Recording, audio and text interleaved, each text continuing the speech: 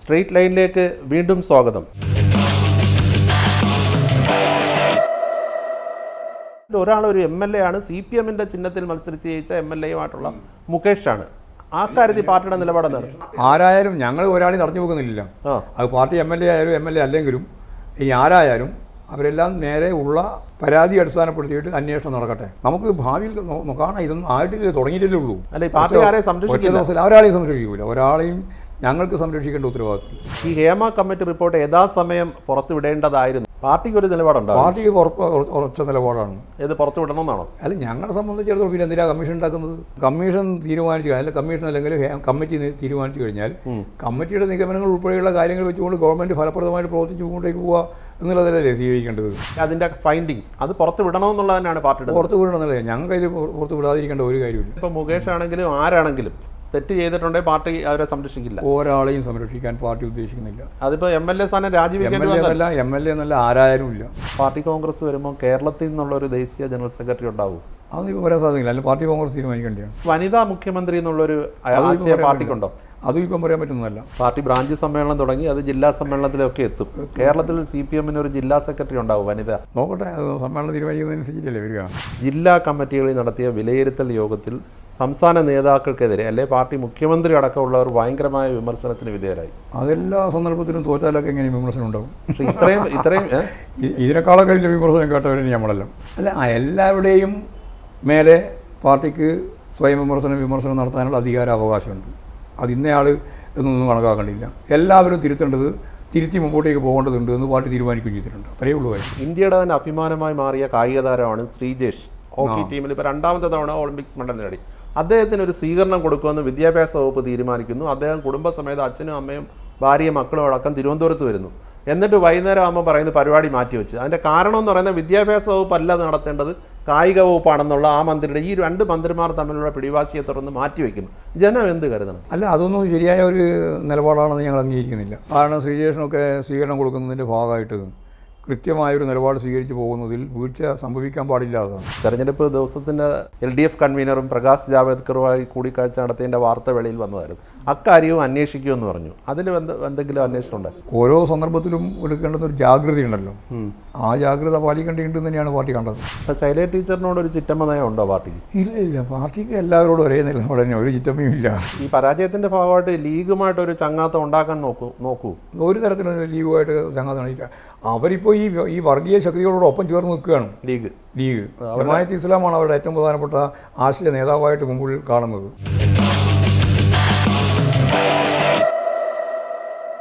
CPM party കോൺഗ്രസിന് മുന്നോടിയായിട്ടുള്ള branch സമ്മേളന നടപടികൾ ആരംഭിക്കാനിരിക്കെ പാർട്ടിയുടെ സമുന്നത നേതാവും PB അംഗവും പാർട്ടി സംസ്ഥാന സെക്രട്ടറിയുമായ ശ്രീ ME ഗോവിന്ദൻ മാസ്റ്റർ നമ്മളോടൊപ്പം എത്തിയിട്ടുണ്ട്. നമസ്കാരം ശ്രീ ME ഗോവിന്ദൻ മാസ്റ്റർ. നമസ്കാരം. ഇപ്പോൾ പാർട്ടി സമ്മേളന നടപടികൾ സെപ്റ്റംബർ ആദ്യഘട്ടത്തിൽ അല്ലേ, 1-ാം തീയതി തുടങ്ങുന്നു ബ്രാഞ്ച് സമ്മേളനങ്ങൾ. തുടർന്ന് സംസ്ഥാന സമ്മേളനം കൊല്ലത്താണ് ഇപ്രാവശ്യം. അത് ഫെബ്രുവരി. പാർട്ടി കോൺഗ്രസ് പിന്നീട് പാർട്ടി കോൺഗ്രസ് പ്രാവശ്യം മധുരയാണ്. ഏപ്രിൽ അല്ലേ? ഏപ്രിൽ 2 മുതൽ 6 വരെ. ഏപ്രിൽ 2 മുതൽ 6 വരെ തീയതിയായി. ഇപ്പോൾ സമ്മേളനത്തിന് മുന്നോടിയായിട്ട് ഇപ്പോൾ പല പ്രാദേശിക ഘടകങ്ങളിലുമൊക്കെ ചില നടപടികളൊക്കെ വരുന്നുണ്ട്. ഇപ്പം ഏറ്റവും ഒടുവിൽ ഇപ്പോൾ കഴിഞ്ഞ ദിവസം ഇറങ്ങിയ പത്രക്കുറിപ്പിൽ PK ശശിയെ തരം താഴ്ത്തി പ്രാഥമിക ഘടകങ്ങളിലേക്ക് കൊണ്ടുവന്നു. ഈ അച്ചടക്ക നടപടികളൊക്കെ പാർട്ടിയുടെ ഒരു ശുദ്ധികലശത്തിൻ്റെ ഭാഗമാണ്. അത് സ്ഥിരമായിട്ട് പാർട്ടിക്കകത്ത് നടന്നുകൊണ്ടിരിക്കുന്ന ഒരു പ്രക്രിയയാണ്. പാർട്ടിക്കകത്ത് സംഘടനാപരമായിട്ടുള്ള ചർച്ചകളും സ്വയം വിമർശനവും ഒക്കെ നടത്തി പാർട്ടി ഒരു കറക്ഷനിലേക്ക് പോവുക എന്നുള്ളതാണല്ലോ എല്ലാ കാലത്തും പാർട്ടി ഉദ്ദേശിക്കുന്നത്. അപ്പോൾ അതിൻ്റെ ഭാഗമായിട്ട് ഓരോ ജില്ലയിലും അതുപോലെ തന്നെ ജില്ലയിൽ തന്നെ ഓരോ പ്രദേശത്തും ഉള്ള പാർട്ടി കോൺഗ്രസിൻ്റെ മുന്നോടിയായി വളരെ ഫലപ്രദമായി പ്രാവർത്തികമാക്കുന്നതിന് വേണ്ടി ശേഷിയുള്ള സംഘടനാ ശരീരം രൂപപ്പെടുത്തുക എന്നുള്ളതാണ് ഉദ്ദേശിക്കുന്നത്. അപ്പം ലോക്സഭാ തെരഞ്ഞെടുപ്പ് കഴിഞ്ഞ ശേഷം, അതിനുശേഷം നമ്മൾ ഇരുന്നിട്ടില്ല, കഴിഞ്ഞ ശേഷം ഉടൻ തന്നെ മാഷിൻ്റെ പ്രതികരണം വന്ന് നന്നായി തോറ്റു എന്നായിരുന്നു. പിന്നെ വേണ്ട തിരുത്തലുകൾ നടത്തും എന്ന് പാർട്ടി കറക്ഷനിലൂടെ മുന്നോട്ട് പോകുമെന്ന് പറഞ്ഞു. അത്തരം തിരുത്തലുകൾ എവിടെ വരെ എത്തി? എല്ലാ മേഖലയിലും തിരുത്തൽ പ്രക്രിയയിലേക്കാണ് നമ്മൾ ഇപ്പോൾ ശ്രമം നടത്തിക്കൊണ്ടിരിക്കുന്നത്. പാർട്ടിയുടെ അന്ന് തന്നെ തെരഞ്ഞെടുപ്പ് ദിവസത്തിന് ഉണ്ടായ ഏറ്റവും വലിയ വിവാദം LDF കൺവീനറും പ്രകാശ് ജാവദേക്കറുമായി കൂടിക്കാഴ്ച നടത്തിയതിൻ്റെ വാർത്ത വെളിയിൽ വന്നതായിരുന്നു. അക്കാര്യവും അന്വേഷിക്കുമെന്ന് പറഞ്ഞു. അതിന് എന്തെങ്കിലും അതൊക്കെ സംബന്ധിച്ച് സംഘടനാപരമായ തീരുമാനത്തിലേക്ക് പോകുക എന്നുള്ളതാണ് പാർട്ടി കാണുന്നത്. അന്വേഷണം നടക്കുന്നുണ്ട്. അല്ല, അത് അന്വേഷിക്കേണ്ട കാര്യമൊന്നുമില്ലല്ലോ, അത് നമുക്ക് എല്ലാവർക്കും മനസ്സിലായിട്ടുള്ള കാര്യമാണല്ലോ.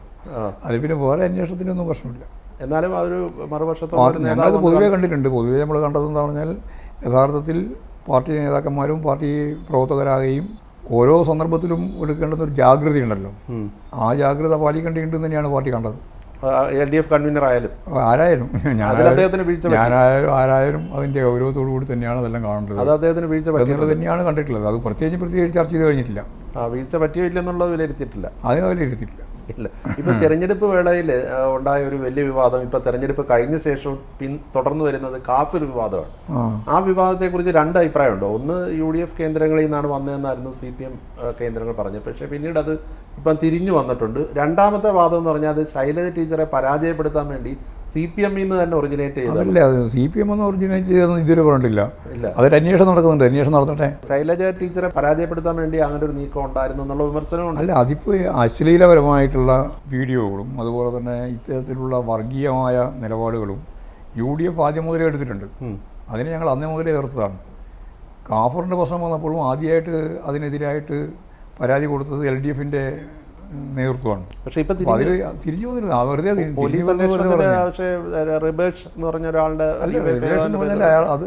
അയാൾ അത് സംബന്ധിച്ചിടത്തോളം അയാളുടെ പോസ്റ്റ് ഉണ്ട്, അയാൾ പോസ്റ്റ് ഇട്ടതല്ല, അയാൾ ആ പോസ്റ്റിൻ്റെ മേലെ നിലപാട് സ്വീകരിച്ചു എന്നുള്ളതാണ് അതിൽ പറയാൻ പറ്റുന്നത്. യഥാർത്ഥത്തിൽ അതിന് ഒറിജിനേറ്റ് ചെയ്ത് വന്നത് എവിടെ നിന്നാണ് എന്നുള്ളത് പോലീസ് കണ്ടുപിടിക്കട്ടെ. ഇതുവരെ കണ്ടുപിടിച്ചിട്ടില്ല. ഇപ്പോൾ KK ലതികയുടെ മുൻ MLA കൂടിയ KK ലതിക ഈ പോസ്റ്റ് ഷെയർ ചെയ്തത് ശരിയായില്ലെന്ന് ശൈലജ ടീച്ചർ പറഞ്ഞു. പക്ഷേ പാർട്ടി അതിനെ തെളിയിക്കണം. ഞങ്ങളതിനെ സംബന്ധിച്ച് പറഞ്ഞിട്ടുള്ളതെന്ന് പറഞ്ഞാൽ അതിൻ്റെ പിന്നിൽ അവരെഴുതിയത് എന്താണെന്നും കൂടി നോക്കണമല്ലോ.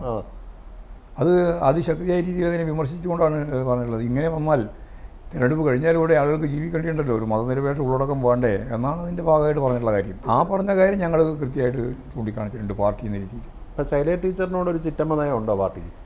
ഇല്ല, പാർട്ടിക്ക് എല്ലാവരോടും ഒരേ നിലപാട് തന്നെ, ഒരു ചിറ്റമ്മയും ഇല്ല.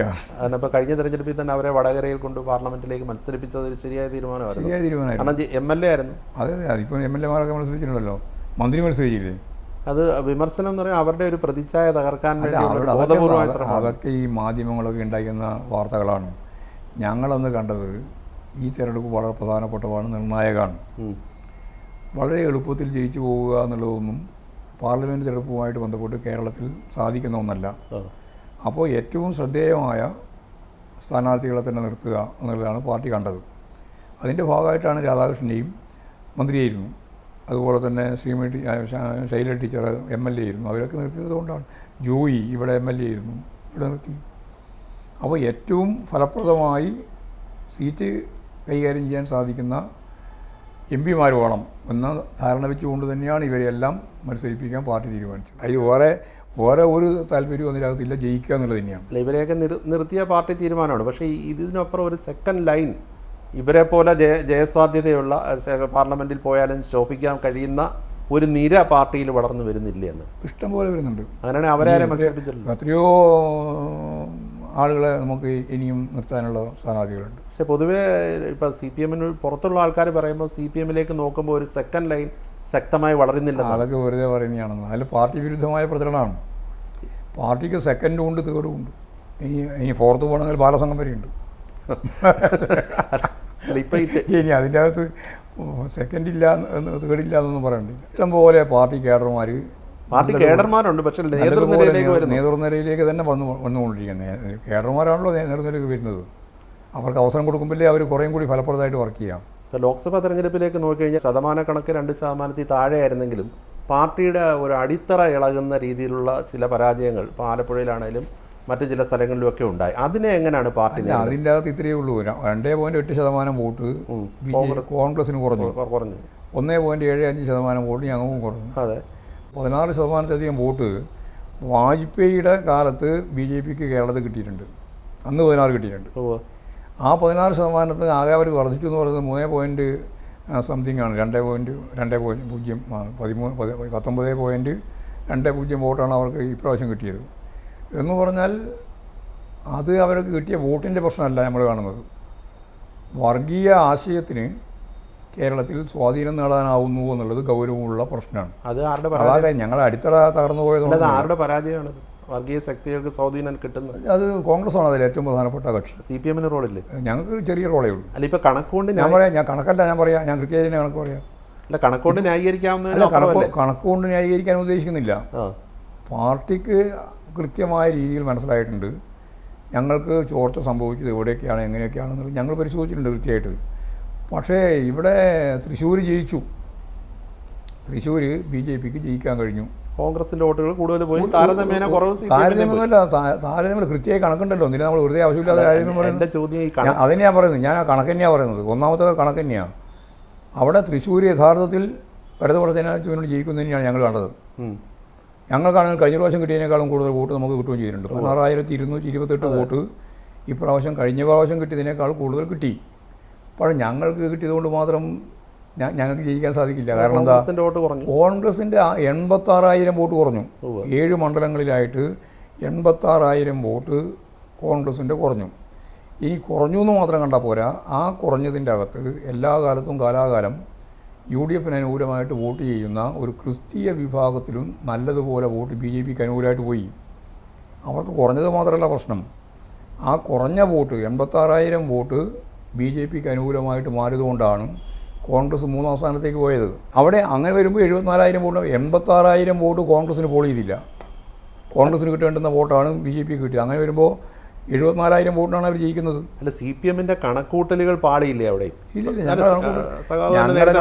ഞങ്ങളുടെ കണക്കൂട്ടൽ ഞങ്ങൾ ജയിക്കുന്നതാണല്ലോ. അല്ല, അത് അവിടെ മാത്രമല്ലല്ലോ. അല്ല, പലയിടത്തും പൊളിഞ്ഞു. അന്നേരം പാർട്ടിയുടെ അവിടെ പൊളിഞ്ഞത്, ഏറ്റവും പ്രധാനമായിട്ട് പൊളിഞ്ഞത്, ഞങ്ങൾക്ക് കഴിഞ്ഞ പ്രാവശ്യം കിട്ടിയതിനേക്കാളും കൂടുതൽ വോട്ട് കിട്ടിയിട്ടും പൊളിഞ്ഞത് കോൺഗ്രസിൻ്റെ വോട്ട് ഇവിടെ നേമത്ത് ചെയ്തതുപോലെ തന്നെ പോയി. അല്ല, കോൺഗ്രസിൻ്റെ പോയെങ്കിൽ കുറച്ച് ഇപ്പുറത്തൊന്നും പോയില്ലേ? ഞങ്ങൾ കുറച്ച് വോട്ട് പോയിട്ടുണ്ട്.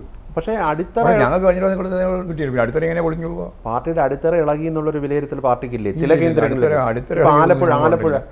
ആലപ്പുഴ എന്താ പറ്റിയേ? ആലപ്പുഴ ഞങ്ങൾ കഴിഞ്ഞ പ്രാവശ്യം ജയിച്ചു, ഇപ്രാവശ്യം ജയിച്ചില്ല.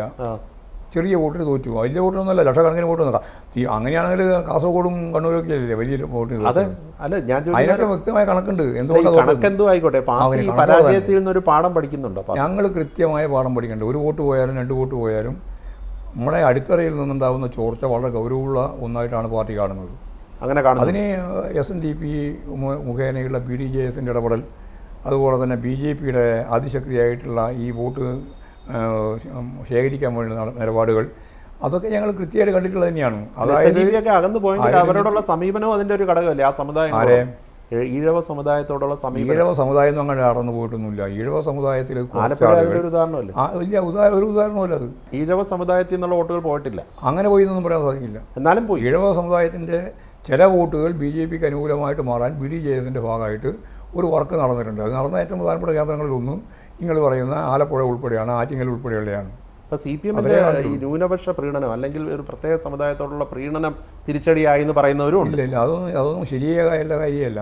കാരണം ന്യൂനപക്ഷ സംരക്ഷണം വന്നത് ഇടതുപക്ഷ പ്രസ്ഥാനങ്ങളെ സംബന്ധിച്ച് ലോകത്ത് എവിടെയായാലും വളരെ പ്രധാനപ്പെട്ട ഒരു അജണ്ടയാണ്. ആ അജണ്ട കൈകാര്യം ചെയ്തതിൻ്റെ അപ്പുറത്ത് ന്യൂനപക്ഷ പ്രീണനത്തിൻ്റെ പ്രശ്നമൊന്നും ഞങ്ങൾ കൈകാര്യം ചെയ്യുന്നില്ല. മാത്രമല്ല, ഇവിടെ ഞങ്ങൾ സൂക്ഷ്മമായി പരിശോധിച്ച് നോക്കിയപ്പോൾ ന്യൂനപക്ഷ വിഭാഗങ്ങൾ, അതിൽ തീവ്രവാദ വിഭാഗത്തിൻ്റെ ആശയഗതിയോടൊപ്പമാണ് ലീഗും കോൺഗ്രസ് ഉൾപ്പെടെ നിന്നത്. അതുകൊണ്ടാണ് ഈ കാസർഗോഡ്, അതുപോലെ തന്നെ കണ്ണൂർ, വടകര, കോഴിക്കോട്, ഈ മലബാർ മേഖല മുസ്ലിം കേന്ദ്രീകൃതമായ ഒരുപാട് മണ്ഡലങ്ങളുണ്ട്. മുസ്ലിം വോട്ടുകൾ ഇത്തവണ കിട്ടിയതുമില്ല. നമുക്ക് കിട്ടിയില്ല മാത്രമല്ല, ഞങ്ങൾക്ക് കിട്ടിയില്ല എന്ന് മാത്രമല്ല, അവിടെ ഒരു വർഗീയ ധ്രുവീകരണം വന്നു.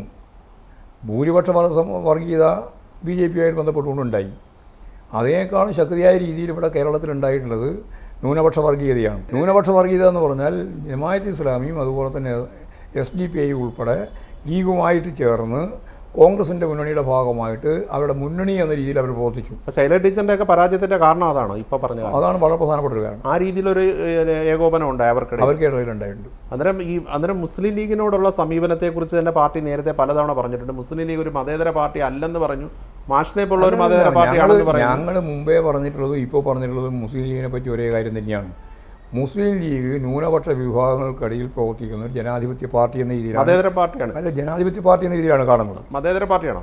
ജനാധിപത്യ പാർട്ടി എന്നാണ് ഞങ്ങൾ വിലയിരുത്തിയിട്ടുള്ളത്. അത് ഇപ്പോൾ എന്താ സംഭവിച്ചത്? ഇപ്പോഴല്ല, കുറച്ച് ഓരോ സന്ദർഭങ്ങളിൽ അവരെടുത്തുകൊണ്ടിരിക്കുന്ന നിലപാട് വെച്ചുകൊണ്ട് പരിശോധിച്ച് നോക്കിയാൽ അവർ ജമായത്ത് ഇസ്ലാമിൻ്റെ എന്ന് പറഞ്ഞാൽ രാജ്യം തന്നെ ഇസ്ലാമിക് രാജ്യമാവണമെന്നാണ് അവരുടെ മുദ്രാവാക്യം. അത് അപകടകരമായ മതരാഷ്ട്രം പോകണമെന്നാണ് അവരുടെ മുദ്രാവാക്യം. SDP മുദ്രാവാക്യതാണ്, ജമായത്ത് ഇസ്ലാമിൻ്റെ മുദ്രാവാക്യതാണ്. അപ്പോൾ ഒരു ഭാഗത്ത് ഹിന്ദു രാഷ്ട്രം വേണം എന്ന് ഭൂരിപക്ഷ വർഗീയത പറയുന്നത് പോലെ തന്നെ അപകടകരമായ മറ്റൊരു മുദ്രാവാക്യമാണ് ഈ ന്യൂനപക്ഷങ്ങൾ ഉയർത്തുന്ന മതരാഷ്ട്ര സിദ്ധാന്തം. പക്ഷേ CPM നേരിട്ട് തിരിച്ചടിക്ക് ഒരു പരിധിവരെ കാരണത്തിൽ ന്യൂനപക്ഷ പ്രീണനമില്ലേ? ന്യൂനപക്ഷ പ്രീണനമൊന്നുമില്ല. ന്യൂനപക്ഷ പ്രീണനം ഞങ്ങൾ ഒരിക്കലും അംഗീകരിക്കുന്ന നിലപാടല്ല. ഞങ്ങൾ ഒരിക്കലും ന്യൂനപക്ഷത്തെ പ്രീണിപ്പിക്കുക എന്നുള്ള നിലപാടല്ല, ന്യൂനപക്ഷത്തെ സംരക്ഷിക്കുക എന്നുള്ള നിലപാടാണ്. ഭൂരിപക്ഷം വേറെ നിൽക്കുമ്പോൾ ന്യൂനപക്ഷത്തെ സംരക്ഷിക്കുക എന്നുള്ളത് ലോകത്തെവിടെയുള്ള കമ്മ്യൂണിസ്റ്റുകാരുടെ പൊതുവായ മുദ്രാവാക്യമാണ്. അത് ഇവിടെയും കൈകാര്യം ചെയ്തു മാത്രമേ ഉള്ളൂ. ഈ പരാജയത്തിൻ്റെ ഭാഗമായിട്ട് ലീഗുമായിട്ട് ഒരു ചങ്ങാത്തം ഉണ്ടാക്കാൻ നോക്കൂ. ഒരു തരത്തിലുള്ള ലീഗുമായിട്ട് ചങ്ങാത്തം അവരിപ്പോൾ ഈ വർഗീയ ശക്തികളോടൊപ്പം ചേർന്ന് നിൽക്കുകയാണ്. ലീഗ് ജമാഅത്ത് ഇസ്ലാമാണ് അവരുടെ ഏറ്റവും പ്രധാനപ്പെട്ട ആശയ നേതാവായിട്ട് മുമ്പിൽ കാണുന്നത്. അന്നേരം ഒരു രീതിയിലും ലീഗുമായിട്ടൊരു സഖ്യത്തിന് പ്രശ്നം തയ്യാറാവുന്നില്ല.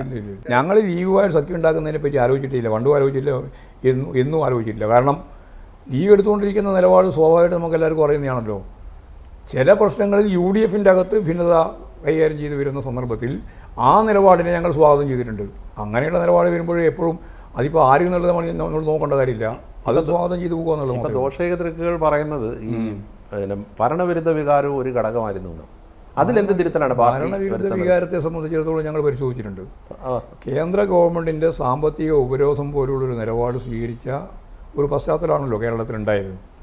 64,000 കോടിയോളം ഉറപ്പിക അതിൻ്റെ തൊട്ട് തലേ, അതായത് ഏപ്രിലാണല്ലോ, ഏപ്രിൽ മെയ് ആകുമ്പോഴേക്ക് 64,000 കോടി ഉറുപ്പിയാണ് കേന്ദ്ര ഗവൺമെൻറ് നമുക്ക് തരേണ്ടുന്ന പണം തരാതിരുന്നത്. അതിൻ്റെ ഭാഗമായിട്ട് ഇപ്പോൾ ഇവിടെ 62 ലക്ഷം ആളുകൾക്ക് കൊടുക്കേണ്ടുന്ന 1,600 രൂപ പ്രകാരമുള്ള പെൻഷൻ്റെ പ്രശ്നമുണ്ട്. ഗവൺമെൻറ് ഉദ്യോഗസ്ഥന്മാർക്ക് ഉൾപ്പെടെ കൊടുക്കേണ്ടുന്ന DAയുടെ പ്രശ്നമുണ്ട്. പെൻഷൻകാർ കൊടുക്കേണ്ടുന്ന DAയുടെ പ്രശ്നമുണ്ട്. കൈത്തറി തൊഴിലാളികൾ കൊടുക്കേണ്ടുന്ന കൂലിയുടെ പ്രശ്നമുണ്ട്. പക്ഷേ ഉള്ള പണം വിനിയോഗിക്കുന്നതിൽ ഒരു പ്രയോറിറ്റി ഇല്ലാതെ പോയില്ലേ? പ്രയോറിറ്റി വേണം. ക്ഷേമ പെൻഷൻ കൊടുക്കുന്ന കാര്യത്തിൽ ദുർബല ജനവിഭാഗങ്ങളെ മാറ്റി നിർത്തിയിട്ട് കേരളീയം കേരള സഭ ജനങ്ങൾക്കിടയിൽ എതിർപ്പുണ്ടായില്ലേ? ഈ പാവപ്പെട്ടവർ കൊടുക്കേണ്ട പൈസ സമയത്ത് ഉണ്ടാക്കാൻ വേണ്ടി നിങ്ങൾ നടത്തിയുള്ള ശ്രമം മാത്രമാണ്, മാധ്യമങ്ങൾ നടത്തിയുള്ള ശ്രമം മാത്രമാണ്. പാർട്ടി തന്നെ അതുകൊണ്ടൊന്നും യഥാർത്ഥത്തിൽ ഈ ഓരോ മാസവും കൊടുക്കണമെങ്കിൽ 900-ലധികം കോടി രൂപ വേണം. അല്ല, പാർട്ടി തന്നെ പറഞ്ഞല്ലോ ഇതിന് പ്രയോറിറ്റി ആദ്യം അതിനെ പ്രയോറിറ്റി വേണം നമ്മൾ തീരുമാനിച്ചു. അതിൽ പാളിച്ച പറ്റിയ പാർട്ടി സംസ്ഥാന കമ്മിറ്റി കണ്ടു, ഗവൺമെൻറ് ചിലവാക്കുന്ന പണം സംബന്ധിച്ച് കൃത്യമായ പ്രയോറിറ്റി നിശ്ചയിക്കണം. അതാണ് റൂൾ 300 അനുസരിച്ച് അസംബ്ലിയിൽ തന്നെ മുഖ്യമന്ത്രി കൃത്യമായിട്ട് കാര്യങ്ങൾ അവതരിപ്പിക്കുകയും ചെയ്തു. അതിൽ ഈ പറഞ്ഞ മുഴുവൻ കാര്യങ്ങളും ഈ ദുർബല ജനവിഭാഗങ്ങൾ 10-30% വരുന്ന പാവപ്പെട്ട ജനങ്ങളുടെ ജീവിതവുമായി ബന്ധപ്പെട്ട് അവർക്ക് നൽകേണ്ടുന്ന കാര്യങ്ങൾക്കാണ് ആദ്യം മുൻഗണന നൽകേണ്ടത്, പരിഗണന നൽകേണ്ടത്. തുടങ്ങിയ സ്ഥലങ്ങളിൽ സാധാരണക്കാർ വരുന്ന സ്ഥലങ്ങളിൽ സാധനങ്ങളില്ലാത്ത ഇതൊക്കെ കേന്ദ്ര ഗവൺമെൻറ് നിലപാടുമായിട്ട് ബന്ധപ്പെട്ടതാണ്. സാമ്പത്തിക പ്രതിസന്ധി അവരാണ് സൃഷ്ടിച്ചിട്ടുള്ളത്. അതുകൊണ്ട് നമുക്കൊരു 6-7 കൊല്ലക്കാലം ഫലപ്രദമായിട്ട് നടത്തിയിട്ടുള്ള മാർക്കറ്റിൽ ഇടപെടാനുള്ള നമ്മുടെ ശേഷി കുറഞ്ഞുപോയി. മാവേലി സ്റ്റോറിലും അതുപോലുള്ള മറ്റു ഇടങ്ങളിലും സാധനങ്ങൾ കൊടുക്കാനില്ലാതെ സ്ഥിതി വന്നു. പാർട്ടി തിരുത്തും എന്ന് പറഞ്ഞെങ്കിൽ ഇപ്പോൾ ഏറ്റവും ഒടുവിലുള്ള ഒരു ചെറിയ ഉദാഹരണം പറയാം. ഇന്ത്യയുടെ തന്നെ അഭിമാനമായി മാറിയ കായിക താരമാണ് ശ്രീജേഷ്. ഹോക്കി ടീമിൽ ഇപ്പോൾ 2ാമത്തെ തവണ ഒളിമ്പിക്സ് മെഡൽ നേടി. അദ്ദേഹത്തിന് ഒരു സ്വീകരണം കൊടുക്കുമെന്ന് വിദ്യാഭ്യാസ വകുപ്പ് തീരുമാനിക്കുന്നു. അദ്ദേഹം കുടുംബസമേതം അച്ഛനും അമ്മയും ഭാര്യയും മക്കളും അടക്കം തിരുവനന്തപുരത്ത് വരുന്നു. എന്നിട്ട് വൈകുന്നേരം ആകുമ്പോൾ പറയുന്നത് പരിപാടി മാറ്റിവെച്ച്. അതിൻ്റെ കാരണം എന്ന് പറയുന്നത് വിദ്യാഭ്യാസ വകുപ്പ് അല്ല നടത്തേണ്ടത്, കായിക വകുപ്പാണെന്നുള്ള ആ മന്ത്രിയുടെ ഈ 2 മന്ത്രിമാർ തമ്മിലുള്ള പിടിവാശിയെ തുടർന്ന് മാറ്റിവെക്കുന്നു. ജനം എന്ത് കരുതണം? ഇതൊരു ഇൻസൾട്ടല്ലേ? അതിപ്പോൾ ഏത് മന്ത്രിയാണെന്ന് നമുക്ക് കായിക മന്ത്രിയാണ്. അവിടെ ഒരു കാര്യമേ ഉള്ളൂ, ഞങ്ങൾ തീരുമാനിച്ചിരുന്നത് മുഖ്യമന്ത്രിയുടെ നേതൃത്വത്തിൽ ശ്രീജേഷിന് സ്വീകരണം കൊടുക്കണമെന്നാണ്. അതിപ്പോൾ വകുപ്പ് ഏതെല്ലാം കൂടണം, മുഖ്യമന്ത്രിയുടെ നേതൃത്വത്തിലാണ് മുഖ്യമന്ത്രിയുടെ ഡേറ്റും കൂടി തീരുമാനിച്ചിട്ട് അതിന് അടിസ്ഥാനപ്പെടുത്തി പരിപാടി നടത്താനാണ് തീരുമാനിച്ചത്. മുഖ്യമന്ത്രിയുടെ ഡേറ്റോടുകൂടിയാണ് ഫ്ലക്സ് അടക്കം നഗരത്തിലുടനീളം അടിച്ചു വെച്ചിട്ട് ഇത്തരം സംഭവങ്ങൾ ഉണ്ടാകുന്നത് ഒരു അവമതിപ്പ് ഉണ്ടാവുകയില്ലേ? അല്ല, അതൊന്നും ശരിയായ ഒരു നിലപാടാണെന്ന് ഞങ്ങൾ അംഗീകരിക്കുന്നില്ല. ഇപ്പം ചെയ്തു. കാരണം ശ്രീജേഷിനൊക്കെ സ്വീകരണം കൊടുക്കുന്നതിൻ്റെ ഭാഗമായിട്ട് കൃത്യമായൊരു നിലപാട് സ്വീകരിച്ചു പോകുന്നതിൽ വീഴ്ച സംഭവിക്കാൻ പാടില്ലാത്തതാണ്. ഭരണവിരുദ്ധ വികാരത്തിന്റെ കാര്യം പറഞ്ഞപ്പോൾ തന്നെ നവകേരള സദസ്സിന്റെ ഭാഗമായിട്ടുള്ള ഈ രക്ഷാപ്രവർത്തനം എന്നുള്ള അതൊക്കെ CPI പിന്നീട് ഒരു കാര്യമുള്ള പ്രശ്നമല്ല. നവകേരള സദസ്സ് വേണ്ട പ്രയോജനം ചെയ്തില്ലെന്ന് CPI ചില നേതാക്കൾ പറഞ്ഞു. CPIക്കാർ പറയുന്നതും ഞങ്ങൾ പറയുന്നതും രണ്ടും രണ്ടല്ലേ. അവർ വേറൊരു പാർട്ടി, ഞങ്ങൾ വേറൊരു പാർട്ടി. നവകേരള സദസ്സ് വിജയമായിരുന്നു എന്നുള്ളതാണ്. വിജയമായിരുന്നു. തെരഞ്ഞെടുപ്പിൽ പ്രതിഫലിച്ചു. അല്ല, തെരഞ്ഞെടുപ്പിൽ പ്രതിഫലിക്കുന്നത് മാത്രമല്ലല്ലോ വിജയാവുക. എല്ലാം തെരഞ്ഞെടുപ്പിന് വേണ്ടിയിട്ടാണെന്ന് പറയാൻ പറ്റുമോ? തെരഞ്ഞെടുപ്പിനെ മുന്നോടിയായിട്ട് അത് മാത്രമൊന്നുമല്ല, തെരഞ്ഞെടുപ്പ് മാത്രമൊന്നുമല്ല ഉദ്ദേശിച്ചത്. ജനങ്ങളെ കാണുക, ജനങ്ങളോട് സംസാരിക്കാനുള്ളതെല്ലാം പറയാം, കേന്ദ്ര ഗവൺമെൻറ്റിനെതിരായിട്ട് സാമ്പത്തിക നിലപാട് സംബന്ധിച്ചിടത്തോളം കാര്യങ്ങൾ വിശദീകരിക്കുക, അതൊക്കെ ചെയ്തിട്ടുണ്ടല്ലോ. അതൊക്കെ ചെയ്തുകൊണ്ടാണല്ലോ ഇങ്ങനെയെങ്കിലും നിലനിൽക്കാൻ പറ്റിയത്. അല്ല, ഇപ്പം നമ്മൾ സംസാരിക്കുമ്പോൾ വേളയിൽ ഏറ്റവും ചൂട് പിടിച്ച് വരുന്ന വിവാദം ഹേമ കമ്മിറ്റി റിപ്പോർട്ടും അതിനുശേഷം ഉണ്ടാവുന്ന ചില വെളിപ്പെടുത്തലുകളുമാണ്. ഈ ഹേമ കമ്മിറ്റി റിപ്പോർട്ട് യഥാസമയം പുറത്തുവിടേണ്ടതായിരുന്നു, അല്ലെ 5 വർഷം മുമ്പേ പുറത്തുവിട്ടിരുന്നെങ്കിൽ ഇന്നത്തെ ഈ സ്ഥിതി വരില്ലായിരുന്നു എന്ന് പറയുന്നുണ്ട്. അതൊന്നും പറയുന്നതിൽ വലിയ കാര്യമില്ല. കാരണം എന്താ പറയുക, ഇതിൻ്റെ എല്ലാം ഓരോ ഘട്ടത്തിലും ഇടപെട്ട് ചില ഔദ്യോഗിക സംവിധാനങ്ങൾ തന്നെയാണ് പുറത്ത് വിടാൻ പാടില്ല എന്നൊക്കെ തീരുമാനിച്ചത്. അതിനടിസ്ഥാനപ്പെടുത്തിയാണ് പുറത്ത് വിടാതിരുന്നത്. പാർട്ടിക്ക് ഒരു നിലപാടുണ്ടോ? പാർട്ടിക്ക് ഉറച്ച നിലപാടാണ്. ഏത് പുറത്ത് വിടണമെന്നാണോ? അല്ല, ഞങ്ങളെ സംബന്ധിച്ചിടത്തോളം പിന്നെ എന്തിനാണ് കമ്മീഷൻ ഉണ്ടാക്കുന്നത്? കമ്മീഷൻ തീരുമാനിച്ചു കഴിഞ്ഞാൽ, കമ്മീഷൻ അല്ലെങ്കിൽ കമ്മിറ്റി തീരുമാനിച്ചു കഴിഞ്ഞാൽ കമ്മിറ്റിയുടെ നിഗമനങ്ങൾ ഉൾപ്പെടെയുള്ള കാര്യങ്ങൾ വെച്ചുകൊണ്ട് ഗവൺമെൻറ് ഫലപ്രദമായിട്ട് പ്രവർത്തിച്ചു കൊണ്ടേക്ക് പോവുക എന്നുള്ളതല്ലേ സ്വീകരിക്കേണ്ടത്. അത് കമ്മിറ്റിയുടെ തന്നെ ജസ്റ്റിസ് ഹേമ തന്നെ ഈ കാര്യങ്ങളൊന്നും പുറത്ത് പറയാൻ പാടില്ല, കാരണം ഞങ്ങൾ മൊഴിയെടുത്തപ്പോൾ ഇന്ന കാര്യങ്ങൾ അവരുമായിട്ട് ചർച്ച ചെയ്തപ്പോൾ അതൊന്നും പുറത്ത് വിടില്ല എന്നുള്ള ഗ്യാരണ്ടിയിലാണ് അവർ ഞങ്ങളോട് പറഞ്ഞിട്ടുള്ളത്. അതുകൊണ്ട് ഇതൊന്നും പുറത്ത് വിടാൻ പാടില്ല എന്നുള്ളത് അവർ തന്നെ എഴുതി കൊടുത്ത കത്തിൻ്റെ 2 കത്തുണ്ട്. 2 കത്തിനും പറഞ്ഞിട്ടുണ്ട്. അല്ല, വ്യക്തിപരമായ വിവരങ്ങൾ പുറത്ത് വിടരുന്നാണ് പറഞ്ഞത്. പക്ഷേ അത് വ്യക്തിപരമായിട്ടുള്ള കാര്യം വിടുന്നില്ല, പിന്നെ എന്ത് കാര്യം അതുകൊണ്ടുണ്ടാകുക? അന്നേരം ഈ കമ്മിറ്റിയെ സർക്കാർ നിയോഗിച്ച ഒരു കമ്മിറ്റി നടത്തിയ ശുപാർശ അല്ലെങ്കിൽ അതിൻ്റെ ഫൈൻഡിങ്സ് അത് പുറത്ത് വിടണമെന്നുള്ളത് തന്നെയാണ് പാർട്ടിയുടെ. പുറത്ത് വിടണമെന്നല്ലേ, ഞങ്ങൾക്ക് അതിൽ പുറത്ത് വിടാതിരിക്കേണ്ട ഒരു കാര്യമില്ല. അതിൽ കുറ്റക്കാരായിട്ടുള്ളവർക്കെതിരെ നടപടിയെടുക്കാനായിട്ട് ശക്തിയ നിലപാട് നടപടിയെടുക്കണം. അതിലൊന്നും ഞങ്ങൾക്ക് അഭിപ്രായ വ്യത്യാസമില്ല. ഇപ്പം ഈ ഹേമ കമ്മിറ്റി റിപ്പോർട്ട് പുറത്തു വന്നതിന് ശേഷം ഉണ്ടായ ആരോപണങ്ങളുടെ പശ്ചാത്തലത്തിൽ സർക്കാർ ഒരു ഉന്നത പോലീസ് സംഘത്തെ നിയമിച്ച് ഇത് അന്വേഷണം തുടങ്ങിയ. അന്നേരം ഈ ഓരോ ദിവസവും ഓരോ നടന്മാരടക്കമുള്ളവരുടെ പേരിൽ ഇപ്പം ഏറ്റവും പ്രമുഖരായിട്ടുള്ള 2 നടന്മാരുടെ പേരിൽ ബലാത്സംഗ കുറ്റം വരെ ചുമത്തിയിട്ടുണ്ട്. പക്ഷേ അതിൽ ഒരാൾ ഒരു MLA ആണ്, CPM-ന്റെ ചിഹ്നത്തിൽ മത്സരിച്ച് ജയിച്ച MLA-യുമായിട്ടുള്ള മുകേഷാണ്. ആ കാര്യത്തിൽ പാർട്ടിയുടെ നിലപാട് അന്വേഷണം നടത്തട്ടെ. ഞങ്ങൾ ഒരാളെയും നടത്തി നോക്കുന്നില്ല.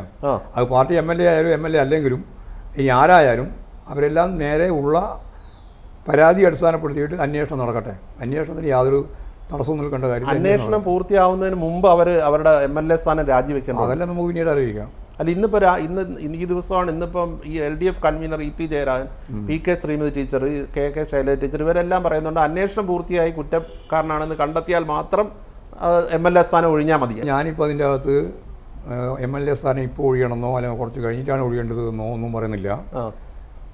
പാർട്ടി എന്ന രീതിയിൽ ഞങ്ങളെ സംബന്ധിച്ച് ഒരു തീരുമാനത്തിലേക്ക് എത്തിയിട്ടില്ല. പാർട്ടി ചർച്ച ചെയ്യാതൊന്നും പറയാൻ സാധിക്കില്ല. ഓരോരുത്തരുടെ അഭിപ്രായം പറയുന്നത് പോലെ പറയാൻ പറ്റില്ലല്ലോ പാർട്ടിക്ക്. അപ്പോൾ പാർട്ടി അതിൻ്റെ അകത്ത് ഉറച്ച നിലപാടാണ്. അന്വേഷണം നടത്താൻ ആവശ്യമായ രീതിയിലുള്ള എല്ലാ പശ്ചാത്തലവും കേരളത്തിൽ ഒരുക്കിയിട്ടുണ്ട്. അന്വേഷണം നടക്കട്ടെ. അപ്പോൾ ഇതുപോലെ തന്നെ കോൺഗ്രസിൻ്റെ UDF-ന്റെ അകത്തുള്ള 2 MLA, ഒന്ന് കോൺഗ്രസിലെ വിൻസെന്റ്, മറ്റേ എൽദോസ് കുന്നപ്പള്ളി അടക്കമുള്ളവരുടെ വിഷയം വന്നപ്പോൾ അവർ MLA സ്ഥാനം രാജിവെക്കണമെന്ന് ആവശ്യപ്പെട്ട പാർട്ടിയാണ്. ഇല്ല, ഞങ്ങൾ ആവശ്യപ്പെട്ടില്ല. കോൺഗ്രസ് തീരുമാനിക്കണം. അല്ല, നേതാക്കന്മാർ പറഞ്ഞു. ഇല്ല, ഞങ്ങളാരും തന്നെ പഴയ വർത്തമാനങ്ങൾ വീണ്ടും വരുന്നുണ്ട്. ഇല്ല, ഞങ്ങളതെന്ന് പറഞ്ഞത് എന്താ പറഞ്ഞാൽ രാജിവെക്കണോ വേണ്ടിയോ എന്നുള്ളത് കോൺഗ്രസുമായിട്ട് ബന്ധപ്പെട്ട് അവർ തീരുമാനിക്കേണ്ടതാണെന്നാണ്. അതാണ് ഞങ്ങൾ അന്ന് എടുത്ത നിലപാട്. അല്ല, ഇത്തരം ആരോപണങ്ങൾ ഉയരുമ്പോൾ ഒരു ധാർമ്മികതയുടെ ഒരു ധാർമ്മികത കേസല്ലേ അവരെ ജയിലിൽ കിടന്നത്. അല്ല, ഇക്കാര്യത്തിൽ ഇപ്പോൾ അതല്ലേ അന്നത്തെ അതിൻ്റെ ഭാഗമായിട്ടല്ലേ അവരൊക്കെ ജയിലിൽ കിടക്കേണ്ടി വന്നത്. അല്ല, ഇപ്പോൾ ജനപ്രതിനിധിക്ക് അവിടെ MLA ഓഫീസ് തുറക്കാൻ പറ്റുന്നില്ല, അല്ലെ ജനങ്ങൾക്കിടയിലേക്ക് ഇറങ്ങിച്ചെല്ലാൻ പറ്റുന്നില്ല. ഇതൊക്കെ ഒരു അപജയമല്ലേ? അല്ല, അപജയത്തിൻ്റെ കാര്യം ഉൾപ്പെടെയുള്ളതെല്ലാം നമുക്ക് ഭാവിയിൽ കാണാം. ഇതൊന്നും ആയിട്ടില്ല, തുടങ്ങിയിട്ടല്ലേ ഉള്ളൂ. അല്ല, ഈ പാർട്ടി ആരെയും സംരക്ഷിക്കില്ല, ഒരാളെയും സംരക്ഷിക്കില്ല. ഒരാളെയും ഞങ്ങൾക്ക് സംരക്ഷിക്കേണ്ട ഉത്തരവാദിത്തമില്ല. അല്ല, എൻ്റെ ചോദ്യം ഈ അന്വേഷണത്തിൽ കുറ്റക്കാരനാണെന്ന് കണ്ടെത്തിയാൽ മാത്രം രാജിവെച്ചാൽ മതി എന്നുള്ളൊരു നിലപാടാണ്. അങ്ങനെയും തീരുമാനിച്ചില്ല. ഞങ്ങൾ അങ്ങനെയും തീരുമാനിച്ചിട്ടില്ല. ഇല്ല. അത് സംബന്ധിച്ച് ആവശ്യമായ ചർച്ച നടത്തി തീരുമാനം എടുക്കുക ചെയ്യുക. ഇപ്പോൾ പുറത്തു വരുന്ന വാർത്തകൾ മുകേഷ് തൻ്റെ നിരപരാധിത്വം മുഖ്യമന്ത്രിയോടും അങ്ങയോട് വരെ വെളിപ്പെടുത്തിയിട്ടുണ്ട്. പുറത്തു വരുന്ന വിവരങ്ങൾ അടിസ്ഥാനപ്പെടുത്തിയിട്ടല്ലല്ലോ പാർട്ടി കൈകാര്യം ചെയ്യാം. പാർട്ടിക്ക് പാർട്ടിയുടേതായ രീതിയില്ലേ.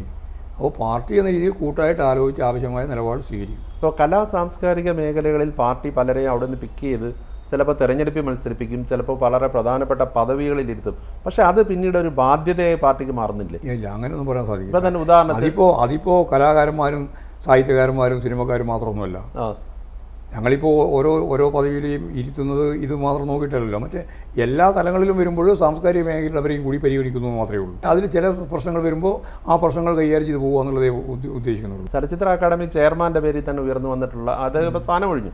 രഞ്ജിത്ത് പാർട്ടിക്ക് വളരെ പ്രിയങ്കരനായിരുന്നു. പക്ഷേ അദ്ദേഹത്തിൻ്റെ ഓരോ ചെയ്തികളെക്കുറിച്ച് പല ഘട്ടങ്ങളിൽ പരാതി വന്നു. അപ്പോഴെല്ലാം പാർട്ടി അദ്ദേഹത്തെ സംരക്ഷിക്കുകയാണ് ചെയ്തത്. അല്ല, സംരക്ഷിക്കേണ്ടുന്ന രീതി വരുമ്പോൾ സംരക്ഷിക്കുക, തെറ്റായ നിലപാട് വരുമ്പോൾ ഒരിക്കലും സംരക്ഷിക്കില്ല. സംരക്ഷിക്കില്ല. ഇല്ല, ഒരാളെയും സംരക്ഷിക്കില്ല. അതിന് ഇന്നയാൾ എന്നുള്ള പ്രശ്നമില്ല ഞങ്ങൾക്ക്. ഇപ്പോൾ ഇതിനെക്കുറിച്ച് പറയുന്ന ഒരു കാര്യമുണ്ട്. ഇപ്പോൾ തെരഞ്ഞെടുപ്പ് വരുമ്പോഴും അല്ലെങ്കിൽ പദവിയുടെ കാര്യം വരുമ്പോഴും പാർട്ടിക്ക് വേണ്ടി ദീർഘകാലമായിട്ട് വെള്ളം കോരിയ ആൾക്കാരെ അവഗണിച്ചിട്ട്, അല്ലെങ്കിൽ ജോലി ചെയ്യുന്ന അല്ലെങ്കിൽ പാർട്ടിക്ക് വേണ്ടി പ്രവർത്തിച്ചവരെ അവഗണിച്ചിട്ട് പെട്ടെന്നൊരു ഗ്ലാമർ ലോകത്തു നിന്ന് അല്ലെങ്കിൽ കൂടുതൽ വോട്ട് കിട്ടുമെന്ന് പറഞ്ഞ് പിക്ക് ചെയ്യുന്നു. അതൊരു ശരിയായ സമീപനമാണ്. ആണ്. ഇതെന്താ, പാർട്ടിയിൽ വരുന്നവരെല്ലാം നിങ്ങൾ പറഞ്ഞ ഈ പദപ്രയോഗം ഉണ്ടല്ലോ, വള്ളം കോരിയും കൊള്ളാനും കോരാനും ഒക്കെ. പാർട്ടി പ്രവർത്തനം എന്ന് പറഞ്ഞാൽ ഈ രാജ്യത്തെ ഒരു പുതിയ സമൂഹം സൃഷ്ടിക്കാൻ വേണ്ടിയുള്ള ബോധപൂർവമായ ജനകീയ ഇടപെടലിൻ്റെ ഒരു ഉപകരണമാണ് പാർട്ടി സംഘടന സംവിധാനം. അതിന് വേണ്ടിയിട്ടാണ് ആളുകൾ പ്രവർത്തിക്കുന്നത്, താഴെ മുതൽ മേലെ വരെ. അതിൽ ചില ആളുകൾക്ക് MLA ആവും, ചില ആൾ മന്ത്രിയാവും, ചില ആൾ ഒന്നും ആവില്ല. ജീവിതകാലം മുഴുവൻ ഒന്നും ആവാതെ അത്ര ആളുകളുണ്ട്. പാർട്ടിയുടെ ഭാഗമായിട്ട് ഏറ്റവും സക്രിയമായി പ്രവർത്തിച്ചവർ, അടി കൊണ്ടവർ, അതുപോലെ ത്യാഗം സഹിച്ചവർ. അതുകൊണ്ട് അതിനെ വെറുതെ ആവശ്യമില്ലാതെ വക്രീകരിച്ചുകൊണ്ടുള്ള റിപ്പോർട്ടും ചർച്ചയാണ് നിങ്ങൾ ഇതിൻ്റെ ഭാഗമായിട്ട് ഉദ്ദേശിക്കുന്നത്. അതുകൊണ്ട് പാർലമെന്റിലേക്ക് ആർക്കോളം വർക്ക് ചെയ്യുന്നവരെല്ലാം പാർട്ടി എന്ന രീതിയിലല്ലേ പരിഗണിക്കേണ്ടത്, അല്ലാണ്ട് എല്ലാവരും MLA എന്ന രീതിയിലോ MP എന്ന രീതിയിലോ കൂട്ടത്തിൽ അങ്ങനെ പാർട്ടിയെ വളർത്തിക്കൊണ്ട് വരുന്നവരിൽ MLA സ്ഥാനത്തേക്കും MP സ്ഥാനത്തേക്കും മത്സരിക്കാൻ പറ്റിയവരില്ലാത്ത അവരെല്ലാം വരുന്നുണ്ടല്ലോ.